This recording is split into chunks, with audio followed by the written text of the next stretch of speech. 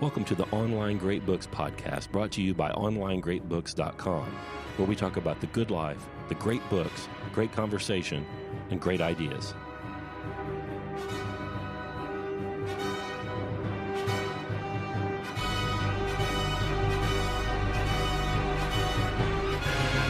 Hello, dear listeners. This is part 2 in Scott and Karl's conversation about Johann Wolfgang von Goethe's Faust. Please make sure you caught part 1. We've wound the conversation back about a minute so you can remember where we left off. Thank you, as always, for listening, and enjoy. I like the bit on 229 when Mephisto is in the bar getting everybody drunk and they're starting to be bad. He says, "Look there how well men are when they are free." Mm-hmm. In 223, somebody makes a toast, and they make a toast to freedom. And Mephistopheles says, "When freedom is the toast, my own voice I should add." Huh. Mm-hmm. Yeah, with that freedom comes license. Well, what do you mean by freedom? Degree of choice. What kind of choice? Whatever. Huh. So if I choose bad things, that's an exercise of freedom? Nowadays. Huh. What if I choose a bad thing knowing it's bad? You're free to do so. Who am I to judge, bro? Like, as long as it doesn't affect me, it's a victimless crime. You can put whatever plant in your body you want. Oh, yes. As Dostoevsky says, we are all responsible for everyone else's sins. Is there any such thing? How can that be? Like, I can't tell. You can't tell me what plant I can't or cannot put into my body. Are you free to stop? I can stop anytime I want. Okay, go ahead. Oh, my Lord. So we have when we say freedom is like... it's another word for nothing left to lose. Freedom is a weird word. It's like taller. So Scott Hamburg is taller. So I'm freer because I can reach the top shelf. Taller than what? Taller than the other people in his family, yes. Taller than me. Taller than LeBron James, no. So what I mean is freedom is kind of a relational word. Free from what? So we tend to see it as free from restriction. But the mere freedom from restriction doesn't do enough to make it a moral good, I don't think. Of course not.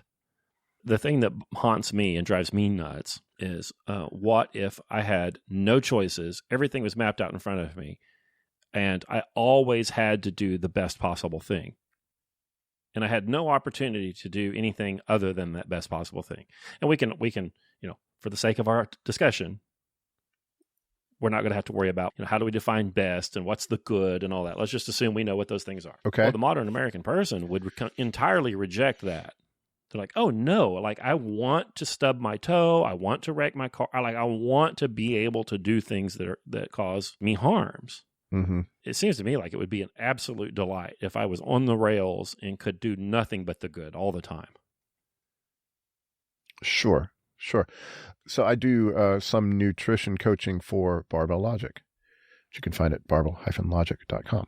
It would be easy if you automatically ate correctly, if your hunger led you straight towards that which was best for your health.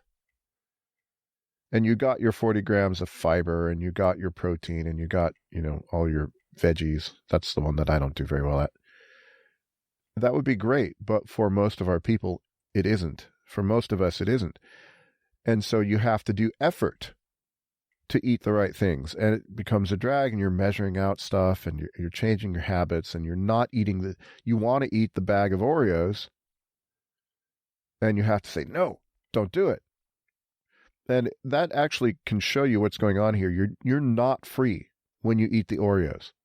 You're constrained by the Oreos. If you were free, you would be actually free to choose the good. It's interesting to me how people want to buy weight loss. I'll bring this back to the good. I'm going to buy meals prepped from keto warrior, whatever. And I spend this much a month and they send me these meals and I eat these and then I'll be fit. Mm-hmm. But it doesn't actually work that way. You want to buy your lean cuisines, then you lose weight and then you're fit and then it's over.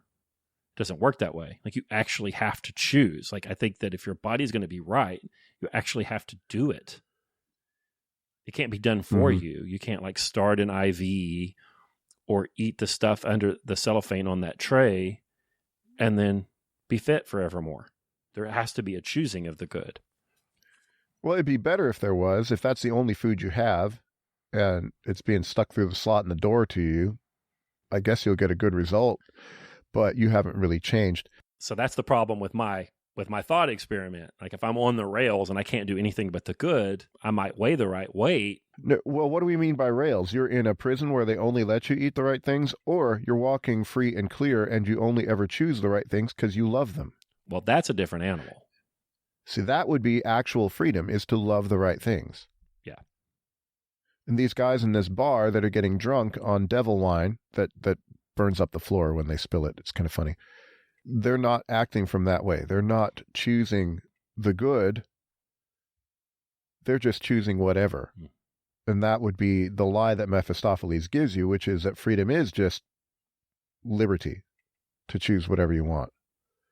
Well, let's see what happens to Faust's liberty. So he sees the girl in the mirror, and I think they give him a potion that makes him fall in love with Gretchen, with Margaret. Yeah.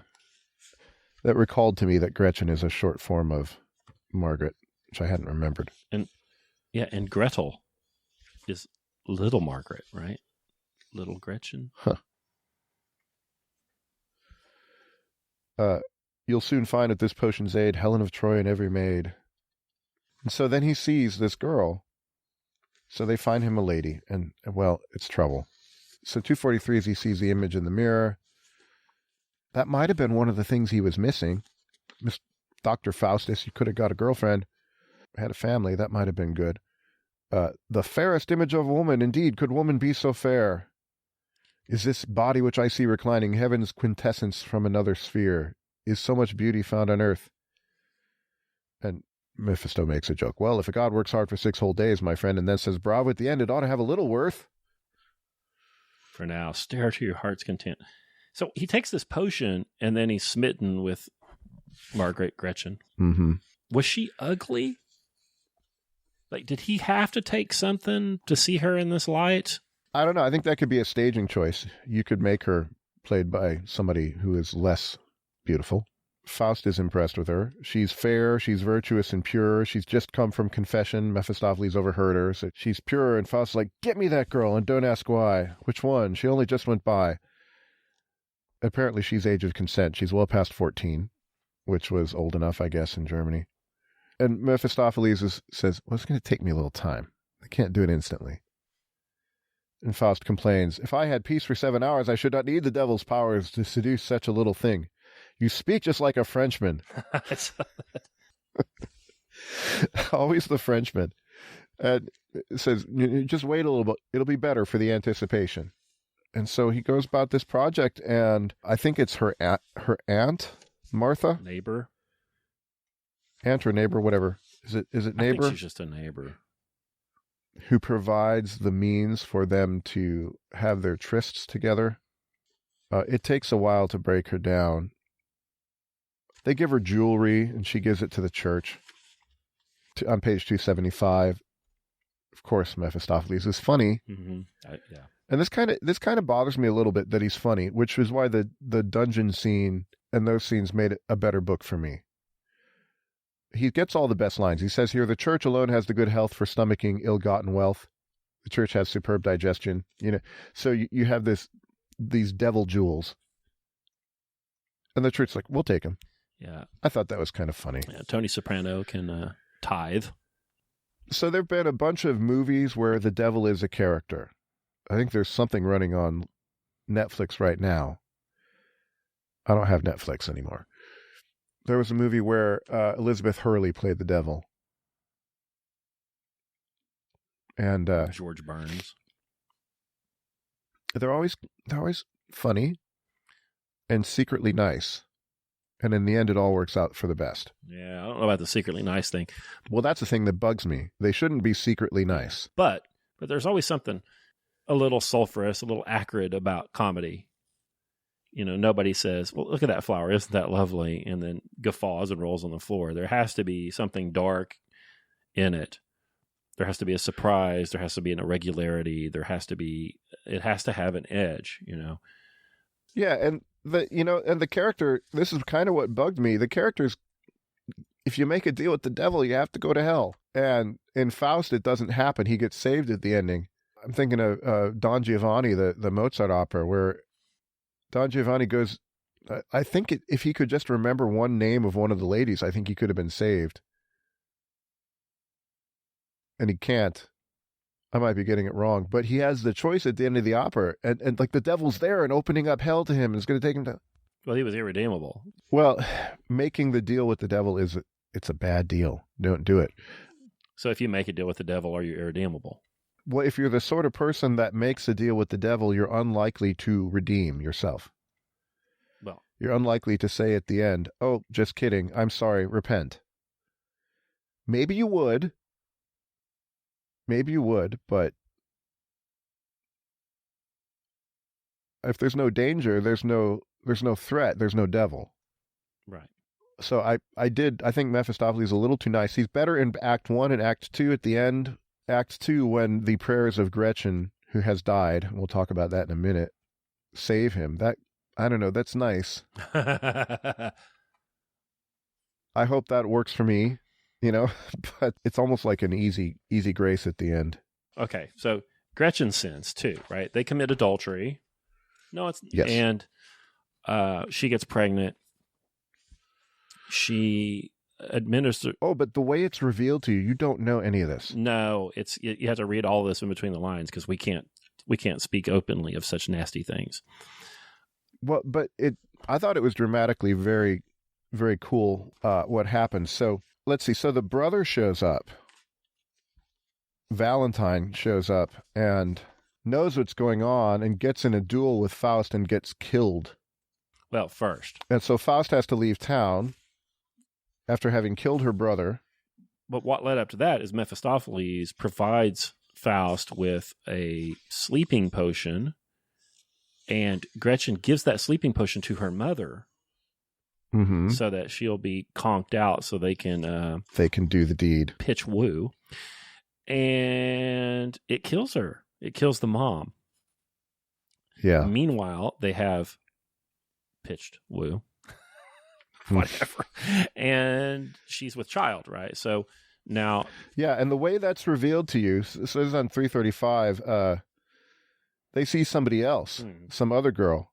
So Gretchen is talking, "Of Barbara, haven't you heard? I rarely see people, know not a word. Well, Sybil just told me in front of school that the girl has at last been made a fool that comes from having heirs. How so? It stinks she's feeding too when she eats and drinks." Oh.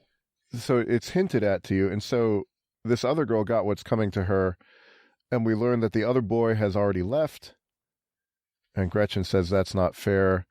And at the end, she's like, "How I used to scold along when some poor woman had done wrong, and now myself am caught in sin." Here's where it hits you in the gut. "I blessed myself with boasting grin, and now myself am caught in sin. Yet everything that brought me here, God was so good, oh, was so dear."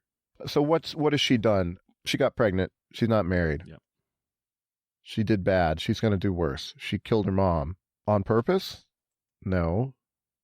But drugged her. She's a matricide. Yeah.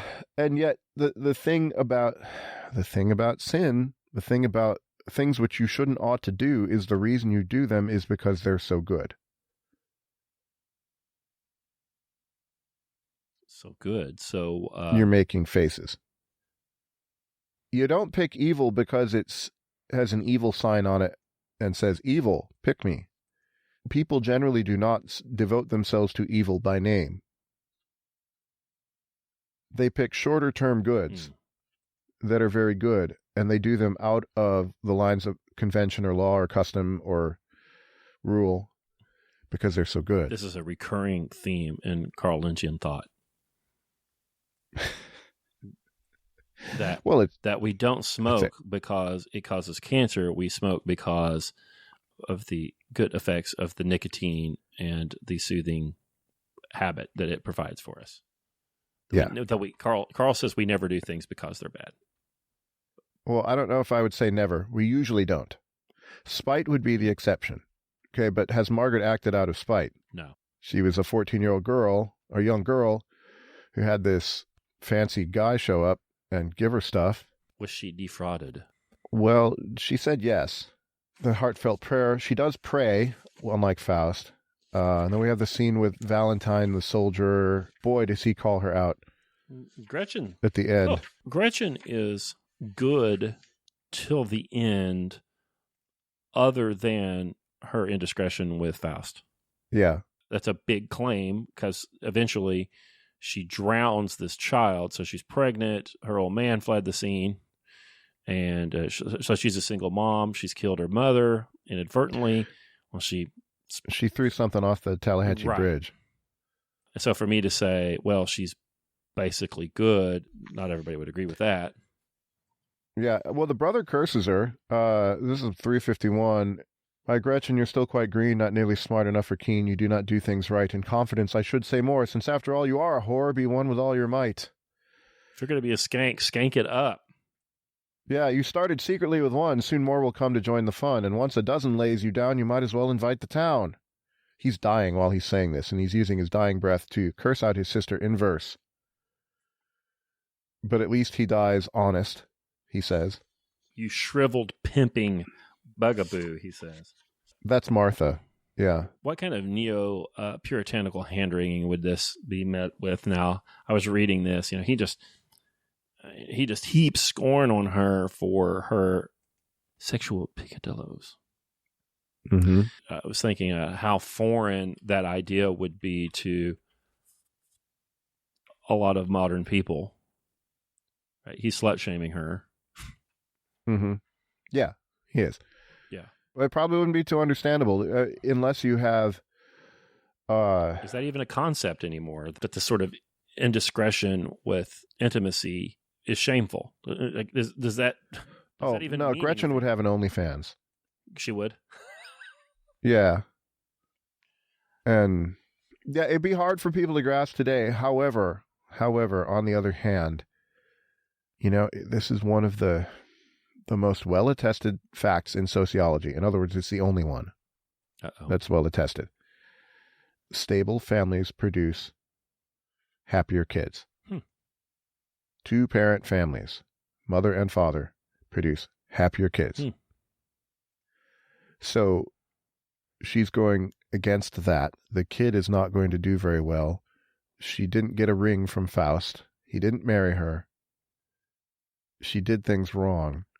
Screwed up her ability to pair bond with subsequent men. Yeah. Yeah, and perhaps you don't go the full Valentine on her and, curse her with your dying breath. But she hasn't done right, and Faust hasn't done right. Just because it's fun doesn't make it right. That's what freedom would be, being free not to choose the fun thing when it's not the right thing. Those are the people that are actually free. So she faints at the cathedral while she's listening to the Dies Irae. That's probably her mom's funeral, but it doesn't say. So the writing's very elliptic right there, so you kind of have to figure out what's going on. Meanwhile, Faust and Mephistopheles are out on Walpurgis night, which is the night of the year, the eve of the feast of Saint Walpurga. I had to look her up. She's from the 8th century, and she was powerful against witches. So the eve of her feast day would be the day when the witches would have a party. And it's just weird and funny and manic. Manic, yeah. So they're climbing this mountain, and Mephistopheles says, we need a broomstick or a cloak or something so we can fly up here. Faust says, why should we shun each stumbling block? Yeah, Mephistopheles wants to take the easy way every time. Well, why doesn't Faust want to do that? Because he's not all bad like Mephistopheles is.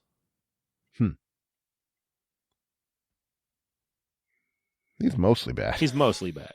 He's a whole bunch bad. Yeah, there's some R-rated stuff here. Did you catch the bit on 381? Yes, I did. Oh my gosh. I don't think we can even read it to you, dear listener. Yeah, they go to a little party and dance with some girls. One young, one old. And Faust says to the young one, a pretty dream once came to me in which I saw an apple tree. 2 pretty apples gleamed on it. They lured me, and I climbed a bit. Wonder what the apples are. The fair young lady says, you find the little apples nice since first they grew in paradise. I'm happy telling you that they grow in my garden too. Now Mephistopheles, he's dancing with the older lady. And Mephistopheles says, a wanton dream once came to me in which I saw a cloven tree. It had a big Dang it, I can't even get through it. It's ridiculous. A wanton dream once came to me in which I saw a cloven tree. It had the most tremendous hole, though it was big. It pleased my soul. And the older lady says, I greet you with profound delight, my gentle cloven-footed knight. Provide the proper grafting twig, if you don't mind, the hole so big. Damnable folk! How dare you make such fuss? Anyway, off it goes. little 19th century German body talk. Yeah, they don't even. So if you look over in the German, he couldn't put the words in. You couldn't publish it with the actual words. But you know what the words are, even in the German, because of the rhyme and meter. It just comes right out. Yeah, it's like beans are good for the heart. The more you eat, Yes. the more you start. Beans will be quite a hit. The more you eat, never mind. Ridiculous. He sees an image of Gretchen. Yeah, that was all puzzling to me. Was she suicidal and he sees an image, or are they up on the mountain and he can see far? Like what was it? It wasn't clear to me what the heck that was. Well, it's the magic night. He's seeing a vision, and he's seeing her getting ready for her execution because she's a murderer.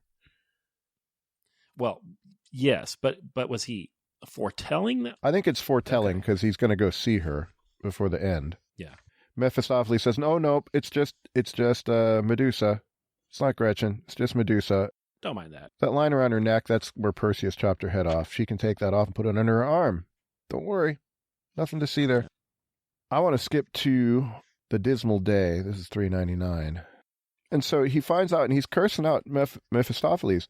In misery, despairing, long lost wretchedly on the earth, and now imprisoned as a felon, locked up in a dungeon with horrible torments, the fair ill-fated creature. And he's mad that Mephisto has kept this from him.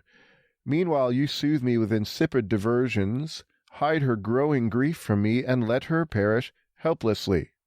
And Mephisto says, she's not the first one. She's not the first one. Devastating. Good writing right there. She's not the first one. Now is when the cloak comes off and you see Mephistopheles for what he is. He doesn't care. And he's all friendly when you're trying to get your fix from him. Friendly to Gretchen, although she was creeped out by him. But once you get what you want, you don't care if she dies. And Faust complains some more. See, Faust isn't entirely bad because he does care for her. Yes. He was indiscreet, but he was not using her. Well, he did make a deal with the devil. Well, he did, but he has not become the devil in doing so. You know, because when Mephisto says she's not the first one, Faust says, "Yep, you're right, and she ain't going to be the last one. Let's go." And he doesn't do that. No, he doesn't say that. He still cares. Dog, abominable monster, is what he calls him. Not the first one. Grief, past what a human soul can grasp, that more than one creature has sunk into the depth of this misery, that the first one did not enough for the guilt of all the others, writhing in the agony of death before the eyes of the ever-forgiving one. The misery of this one woman surges through my heart and marrow, and you grin, imperturbed, over the fate of thousands. Now we're once again at our wits' end, where your human minds snap. You'll go a little further. So that's Mephistopheles' answer. Why do you seek fellowship with us if you can't go through with it? You would fly but get dizzy. Did we impose on you or you on us? Yeah, so you wanted this. You wanted demonic fun. This is what it is. People are used and used up. Faust wants him to save her, and he says, I cannot loosen the Avenger's bonds nor open his bolts. Save her? Who was it that plunged her into ruin? I or you? This is where this book, which is a little bit long and cumbersome sometimes, but often funny, where it got really good for me, was right here in this confrontation. Yeah, I agree. So I was, my spidey sense tingled here.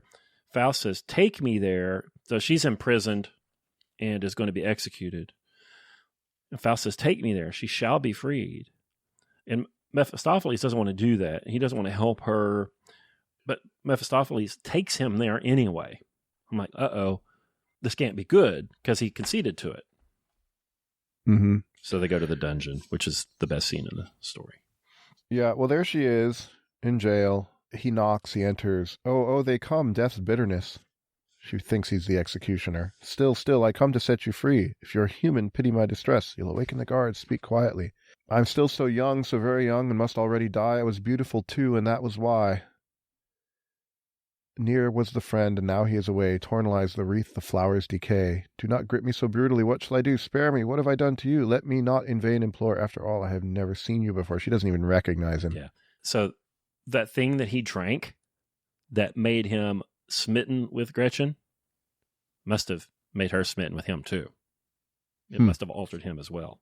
Then she's lamenting, now I am entirely in your might. Only let me nurse the baby again. I fondled it all through the night. They took it from me to give me pain, and now they say I put it away. And I shall never again be gay. They sing songs about me. The people are wicked. An ancient fairy tale ends that way. Who made them pick it? She's like Ophelia now. She's a little... Yeah, she's gone mad. She's saying they took the baby from her, but she...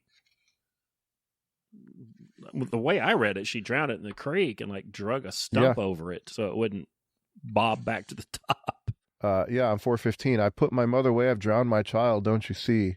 Gosh, I don't want to read it all. But he wants her to come with him. So he's trying to save her. And like Socrates, she will not flee. She will not flee. She must do penance. Yeah. Because Gretchen is good. She's a good murderer. Well, she didn't mean to kill her mom. But no. She didn't object too hard to the sleeping potion. No. Well, mom needed a little rest. She's kind of harried anyway. Harried. That's a good word. Then, this killed me. On 419, in vain is my pleading, in vain would I say, what can I do but bear you away? Leave me. No, I shall suffer no force. Do not grip me so murderously. After all, I did everything else you asked. Boom. Yep, he's still trying to manipulate her. She says on 415, let the past, he says, let the past be forever past, O Lord, you will kill me too. Oh no, you must outlive us. I'll describe the graves you should give us. Care for them and sorrow tomorrow. Give the best place to my mother, and next to her lay my brother. Me a little aside, only don't make the space too wide. And the little one at my right breast, nobody else will lie by my side. And I was right there. This sin kills. Mm-hmm. Yeah, even the fun stuff. Yeah. Oh, it's so old-fashioned, Karl. Guilty. I am old-fashioned. I had this acquaintance. I'm going to tell this story, and people who know me will probably know who this is. But I don't care. But I won't give his name. I had this acquaintance who's a little bit older than me. He's probably 18, 20 years older than me. Kind of was a family friend. Binge drinking, bad alcoholic. Self-employed fellow. Made a great deal of money, but wasn't terribly responsible with that. I remember kind of maybe 13, 14 years old watching this guy and thinking, he's got a lot of good things going on here, but he sure does do a lot of things wrong.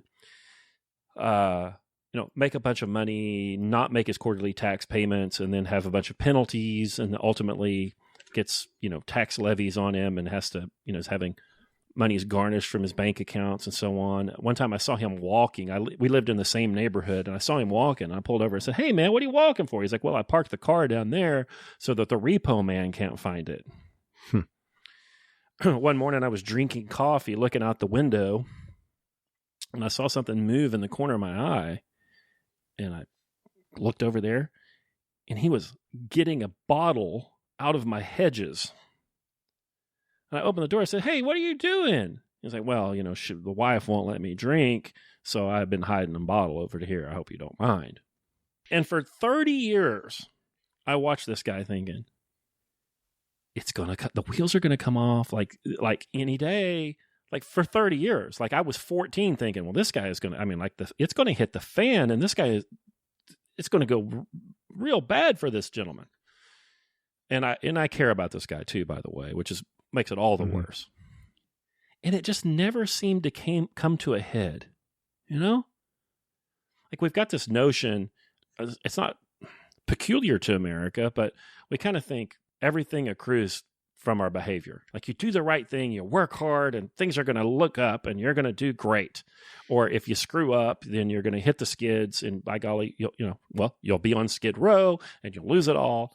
And it just sometimes it doesn't necessarily seem like it. Like this guy can do this drinking and these adulteries and all of these sort of immoderate behaviors. Like it's not just immoderate. I mean, like extreme behavior. In my especially my young adult years, I was like, I need to see this guy fuck up real bad because I'm trying to do everything right. Like if this guy's having more parties and more fun than me and making money and everything's cool, like what am I doing?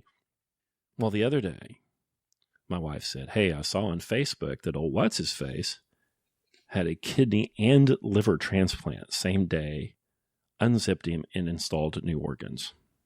So I guess he killed his kidneys and his liver, but he's still there and he's still got the organs. And I don't wish ill on the guy, but I was just taught that there's this cause and effect, right?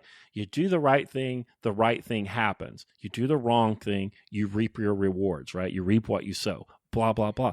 But we don't always get to see it. And that has been a great source of frustration for me my whole life. And I would much rather that this gentleman had paid his debts, acted with proper moderation, and lived happily ever after, but he hasn't, and I've been watching him like a slow-motion car wreck all my adult days. I'm not there in his private moments. I'm not there for the sleepless nights that I hope he has because he hasn't paid his bills and he can't park his car in his own driveway.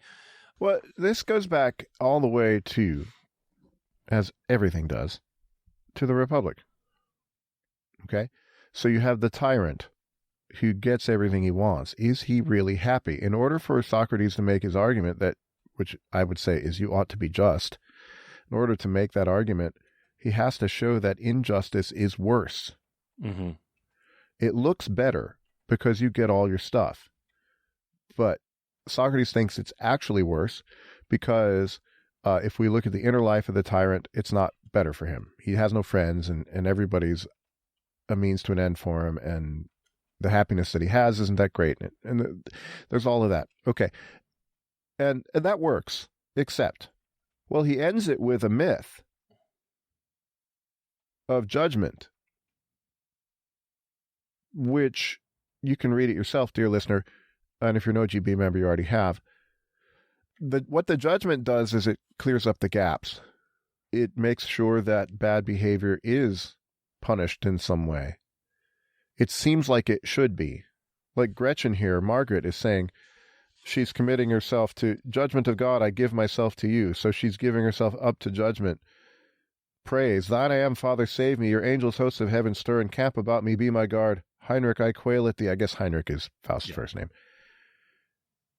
Mephisto says she is judged. And then you hear this voice from off stage saying, is saved. At which time Mephisto's like, hither to me. It has to get him out of there. It has to get Faust out of there before he is saved and has this redemption. Yeah. And that's the end of Act 1. Well, it's not, because the voice from off stage that says, is saved, is calling Heinrich's name. That's the end of Act 1. Heinrich, which I assume is God. Yeah. This good ending. It's the only one that was published in his life. The second half is published later. Good old-fashioned religious judgment.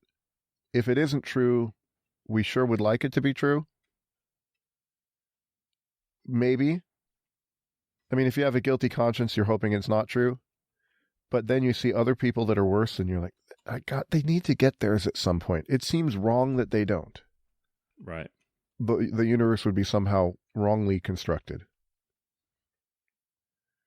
This is a problem from Job. It's in the Psalms. Why do bad things happen to good people? The Protestant answer: there aren't any good people. Right. It's actually my answer too, but I threw that in for Ozanga. But it's, you see these people that they're manipulating people, they're doing wrong things, and they get away with it. They seem to get away with it, and that doesn't seem right. It oughtn't not to be so. And in drama, you have to have everything work out, I guess. That Faust has to go see her is just brilliant. And it turns out at the end, the strange ending, it's Gretchen that saves him after he dies. The penitential, una, whatever. Penitentium. She appears and redeems him. Yuck. Amid the noble spirit's mirth, the newcomer is so engrossed he scarcely knows of his rebirth before he joins the holy host. Behold, all earthly ties have peeled, the old shroud has dropped off at length, while ether's garment has revealed the radiance of his youthful strength. Grant that I teach him, he peers, still blinded by the new day's glare. Yeah, I don't like that sort of chivalric redemption by the woman, where the man has to be. We could do a show on that. It's a nice ending. It's theologically dubious. Right. Like Goethe couldn't bear to, because originally, you didn't have that voice from above. In the first sketch that he did of Faust, it's just, she's damned. Mm-hmm. And he couldn't stand it, so he had to fix it. Now, there's this idea in Christian theology, and I can't remember the fancy name for it, of condemned by the mainstream church. The mainstream church, that would be Catholic and Orthodox, do not subscribe to this, although it used to be okay. So I'm going to look it up. So it's Gregory of Nyssa who taught this. And the idea being that the love of God is so strong, who are you to oppose it? And so at the end, everything would be redeemed. I can't find the fancy Greek name for it. Origen and Gregory of Nyssa had this theory that if God is infinite and infinitely good, there's no way you can oppose it. Mm-hmm. And it seems to me like Goethe has a little bit of that. It's a nice thought. It's well motivated. But on the other hand, we do have the existence of spite. I don't want it. If you've ever had a little kid, a child, and you give the kid a good thing, and the kid says, well, I don't want it, but it's good. You love this. No. Right. And you can't make it happen. I hope he's right. It'd be nice if he was right. Yeah, this is 1830s Lutheran Germany, I guess, right? He was originally Lutheran, yeah. I don't know my Lutheranism, but I don't think that they have this. No. This last-minute altar call, "Thine I am, Father, save me." That's more Southern Baptist Convention. Yeah. So we only get in this edition, dear listener, if you do pick this up to read it, I would get the Kaufman edition. And but the second part is edited. He doesn't put it all in there. And the part that I would have want to have read is when Mephistopheles invents currency. Seems like something he would do. I also, so I hear in this bits and pieces of later German philosophers, Schopenhauer, Nietzsche, and on 455, well, Kierkegaard, but especially Heidegger, the four gray women, want, guilt, care, and need, all show up. My sisters, you may not go there, but in through the keyhole there sneaks in care. So care, or Sorge in German, is a big concept in Heideggerian phenomenology. Okay, so I have a question about that. So there's a rich man, and four gray women want, guilt, care, and need, are trying to creep in on this rich man, and he's behind a locked door. And the only one that can come in is care. Now, die Sorge, I guess is how you say it in German. Would that be worry? Yeah, something like that. So, well, he doesn't have any guilt, and he doesn't have any need, and he doesn't have any want. Need is necessity, I guess. So if care and worry sort of, there's a Venn diagram that they share a whole bunch of, then that jives with me. And care does in fact get in, and that's kind of the last we hear of care in there. I'd like to have heard some more about that. And I would also like for Goethe to have told us more about these promised rewards that Faust was after, this esoteric or forbidden knowledge. What was that? What does he do with it? What are the consequences of having it? Because he kind of turns it into Porky's here, where it could have been a lot more interesting. Porky's? Yeah, that old movie, it's about people Never being right. Might not have been much. Right. It's the hiddenness that makes it desirable, and then you find out what it is, and it's no big deal.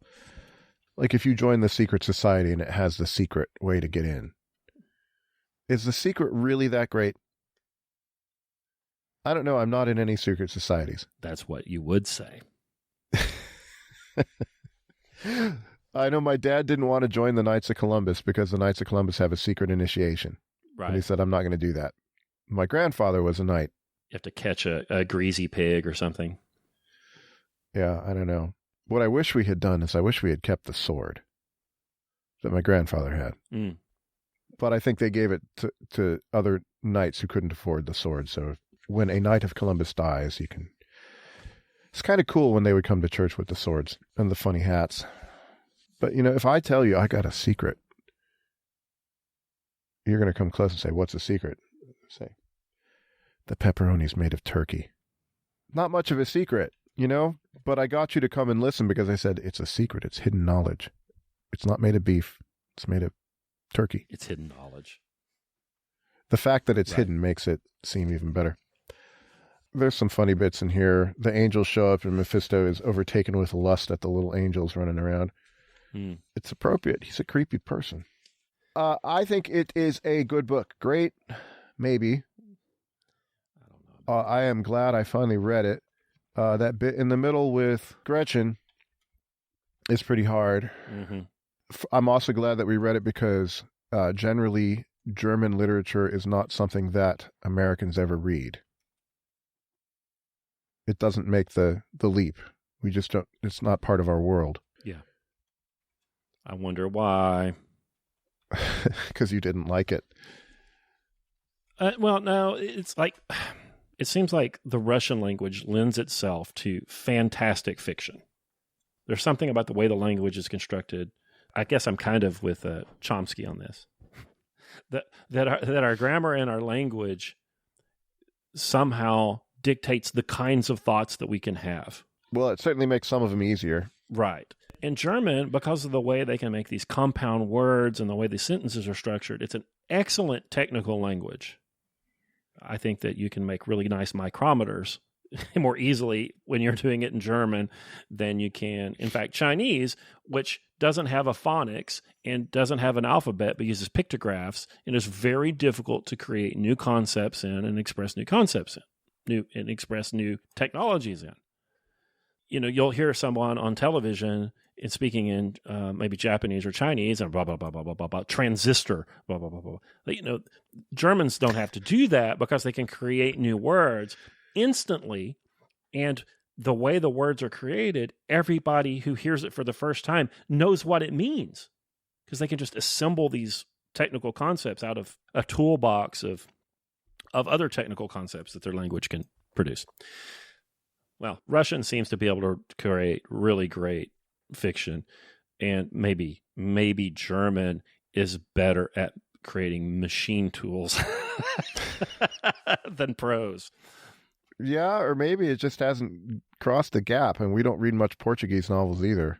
Well, that's, and neither do we from Montenegro. I mean, they just, come on. Some of these people just don't do much but nap.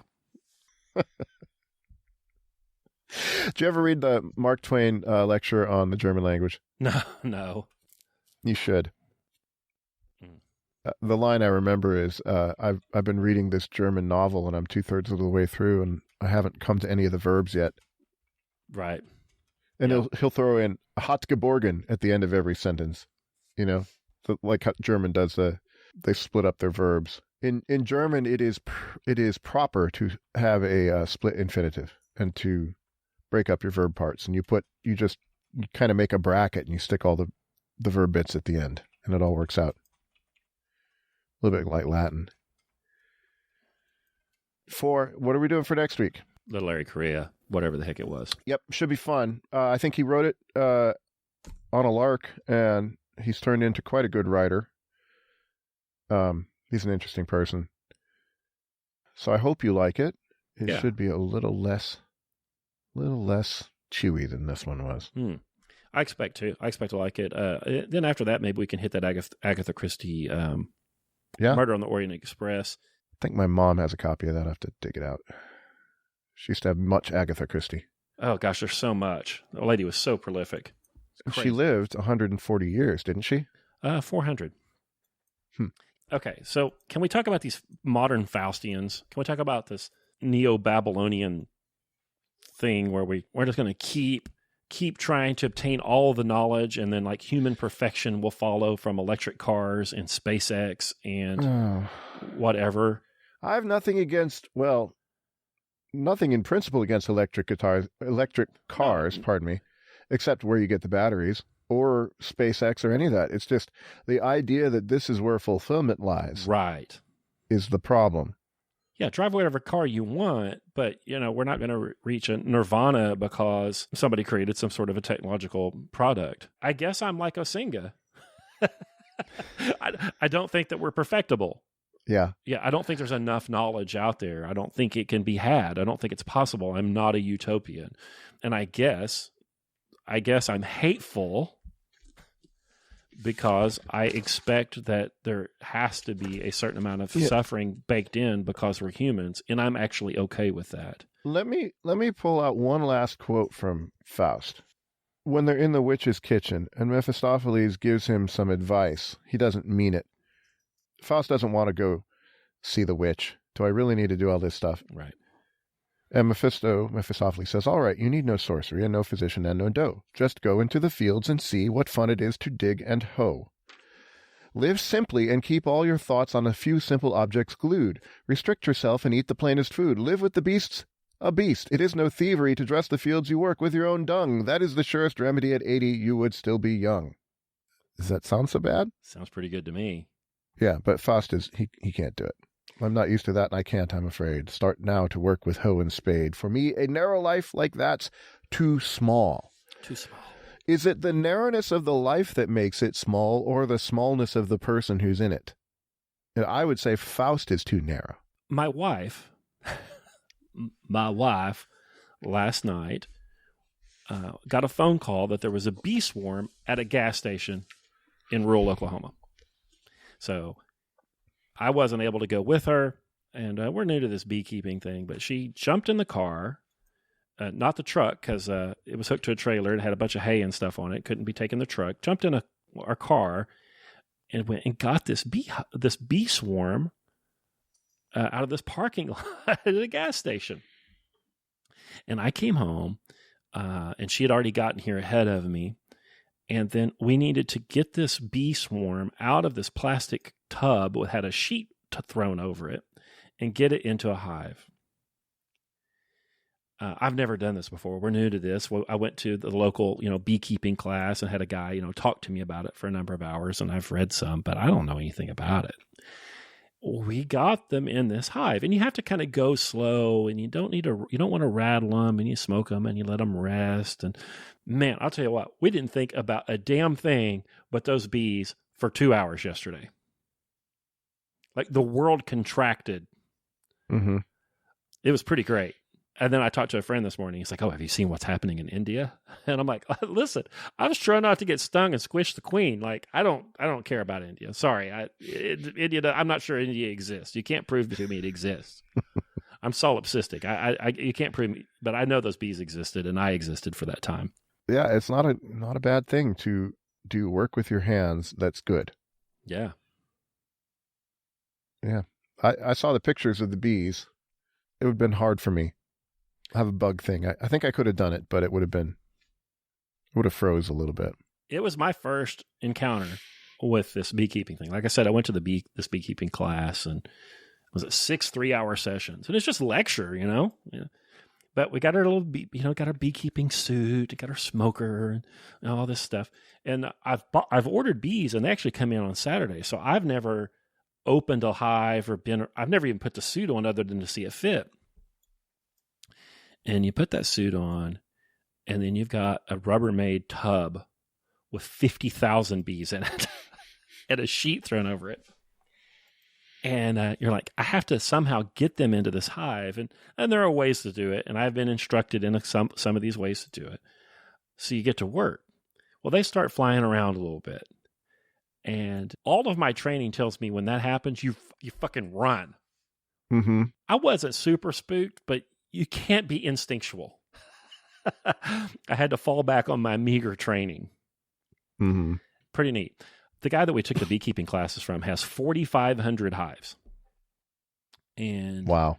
He ships them all over the country. They'll go and pollinate the almond trees in California. Then they'll go to Crockett, Texas and pollinate, a clover crop. And then they move them over here and truck them around.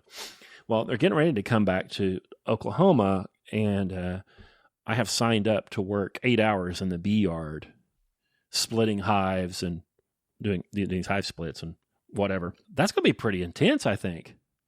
But we'll get to see, you get to see more on a Saturday in an operation like that than I could in, I don't know, years of just, honking around on my place with a few hives. It's going to be pretty neat. The oldest daughter's going to do it too. It's going to be fun. Hope I get to taste the honey. Oh, gosh. It's going to be a little while.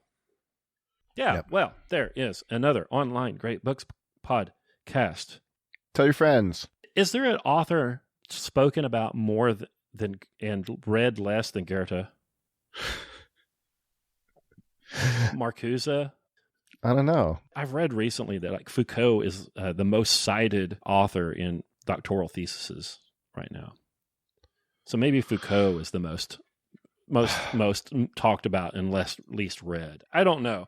But when I was a kid, and talk to people who thought they read, they would say stuff about this. And it took me 46 years to get to it. It didn't suck. No, not at all. It was suckish. No, it's fine. It's just, I don't know, stylistically, that's just not I'm not his target audience. So I won't speak to you in verse then. No, Goethe wasn't like, what are these Oklahoma rednecks really wanting? When he wrote this, that's not what he was thinking about. They want 500 pages of poetry. That's what they want. Right. Rhymed and metrical poetry. All right. We should give the links. So you should tell your friends about our podcast if you think they will like it, even if you don't think they will like it, because we would like to grow a little bit. And you can go, what's the sign up link? Online, greatbooks.com/podcast.